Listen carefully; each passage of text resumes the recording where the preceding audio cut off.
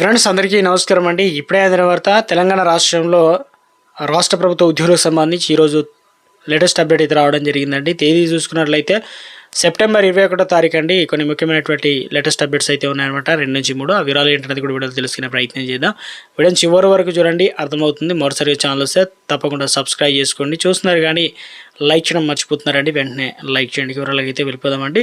So మొట్టమొదటి update వచ్చేసి ఏదైతే తమకు రావాల్సినటువంటి డిఏ బకాయిలను కూడా ఒకసారి రిలీజ్ చేయాలని చెప్పేసి సిఎస్ ఉద్యోగుల ప్రధాన కార్యదర్శి రామకృష్ణారావుకి అయితే వినతి పత్రం అయితే అందజేయడం జరిగింది. ఎందుకంటే సిఎస్ను కలిసి వారిలో తెలంగాణ రాష్ట్ర కాంట్రిబ్యూషనరీ పెన్షన్ స్కీమ్ ఎంప్లాయీస్ యూనియన్ రాష్ట్ర అధ్యక్షుడు సిద్ధి ప్రజ్ఞ అయితే ఈ తదితరులు అయితే ఉండడం అయితే జరిగిందనమాట. సో తమకు రావాల్సినవి కూడా ఒకేసారి అయితే ఇవ్వాలనే విధంగా, ఎందుకంటే సిపిఎస్ ఎంప్లాయీస్ కరుభత్యాన్ని వచ్చిందన్నారు.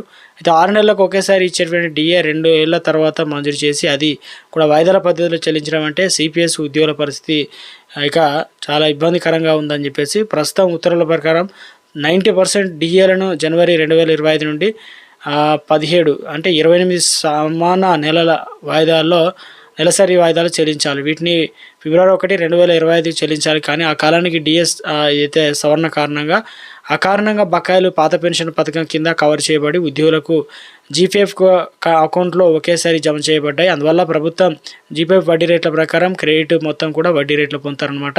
అదేవిధంగా సిపిఎస్ కింద నియమించబడిన ఉద్యోగులు వాయిదాల పద్ధతుల ద్వారా ప్రయోజనాలు కల్పించడం లేదు, అంతేకాకుండా ఈఎంఐ ప్రాతిపదికన పొందుతున్నారనమాట అని చెప్పేసి స్థితి ప్రజ్ఞ అయితే తెలియడం జరిగిందనమాట. ఎందుకంటే సిఎస్ ఉద్యోగులకు డిఏ బకాయిలు బిల్లులు ఏదైతే ఉన్నాయి, అదేవిధంగా 17 ఈఎంఐలు కావచ్చు, 28 ఈఎంఐలు, ఈ 3 బిల్లులను కూడా సంబంధిత డిడిఓలు సమర్పించి ఆడిట్ చేసినప్పటికీ ప్రభుత్వం వద్ద ఏప్రిల్ 2025 నుండి పెండింగ్లు అలాగే ఉన్నాయని చెప్పి చెప్పడం జరిగింది. 2 సంవత్సరాలైనా ఇక రికవరీ ప్లాన్ అకౌంట్లో జమ చేయలేదని చెప్పేసి చెప్పడం జరిగిందనమాట. తద్వారా పదవి విరమణ చెందిన సిపిఎస్ ఉద్యోగులు కూడా యాన్యుటీ కొనుగోలు చేయలేకపోతున్నారని చెప్పేసి చెప్పడం అయితే జరిగిందనమాట. సిపిఎస్ని కూడా కలిగే నష్టాలు కూడా ఒకసారి వివరించే ప్రయత్నం అయితే జరిగిందనమాట. సో ఇక వెంటనే వీటిని చర్యలు కూడా తీసుకోవాలని చెప్పేసి అప్డేట్ అయితే రావడం జరిగిందండి. చిన్న అప్డేట్ అయితే వచ్చిందండి. ఇక్కడ మనకు రాష్ట్ర సచివాలయంపై కాంగ్రెస్ ప్రభుత్వం ఆంక్షలు విధించిందని చెప్పేసి ఒక ఆర్టికల్ అయితే వచ్చిందనమాట. రాష్ట్ర పరిపాలనా భవనాన్ని ఇక్కడ నుంచి నో ఫ్లై జోన్గా ఉంచుతూ తాజా ఉత్తర్వులు అయితే జారీ చేసింది. ఈ ఉత్తర్వుల్లో మేరకు సచివాలయం చుట్టూ సైన్ బోర్డులు అయితే ఏర్పాటు చేయాలని చెప్పేసి ఆదేశాలు జారీ చేశారు. ఎందుకంటే సెక్రటరియట్ పైన చుట్టుపక్కల డ్రోన్ ఎగరవేస్తే కఠిన చర్యలు తప్పవని చెప్పేసి హెచ్చరించడం జరిగింది. సచివాలయం ప్రారంభోత్సవం దగ్గర నుంచి నేటి వరకు కూడా రోజు వేలాది మంది పర్యాటకులు అక్కడ ఫోటోలు, సెల్ఫీలు దిగుతున్నారు. చాలామంది యువత ఆ చరిత్ర కట్టడం వద్ద బర్త్డేలు కూడా జరుపుకుంటూ ఆనందం పోతున్నారు అనమాట. అక్కడ దృశ్యాలు చిత్రీకరించుకుంటూ మొదటి జ్ఞాపకాలు బదిలపరుచుకుంటారు. కాగా ఇటీవల చవితి నిమజ్జనం వినాయక విగ్రహాలు సచివాలయం ముందుకు రాగానే ఎల్ఈడి శోభను సంతరించుకుందనమాట. తెలంగాణ ఐకాన్ను అపరూప కట్టడంగా రాగానే చాలా భక్తులు వినాయకుడి పాటలకు నృత్యాలు చేస్తూ భక్తిని అయితే చాటుకోవడం జరిగింది. సో ఇప్పుడు కొత్త రూల్స్ అయితే తీసుకొచ్చారని చెప్పేసి అప్డేట్ అయితే వచ్చిందనమాట. మరో గుడ్ న్యూస్ అయితే వచ్చిందండి ఉద్యోగులకు సంబంధించి. అయితే దసరా పండుగ కానుకగా సింగరేణి యాజమాన్యం ఉద్యోగులకు శుభవార్త చెప్పింది.